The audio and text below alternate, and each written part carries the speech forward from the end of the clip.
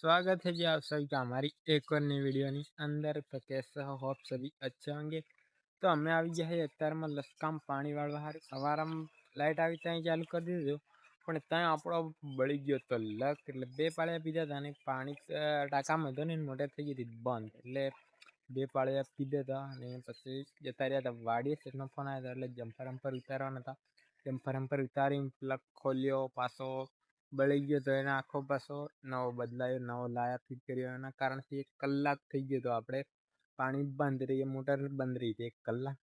પછી પાછા ચાય મૂકવા ગયા, પછી ચાય ભાઈ પી અને અત્યારમાં આવી ગયા છે 11 વાગ્યે। 11 જ વાગ્યા નથી, વાગવા કરે ને આવી ગયા છે લસકામ જોડે। પાણી જાય છે બે નાકામ, કેમ કે અહીંયા પાછું ભરાય છે ને તૂટી જાય છે ને એના કારણથી બે એમ જવા દી અને અમે લસકામ લેતા આવતા હતા, પણ હવે લીંદવાનું પાછું બંધ કરી રાખી, કેમ કે હવે 15-20 દિવસ ઉભો રહે આ લસકો।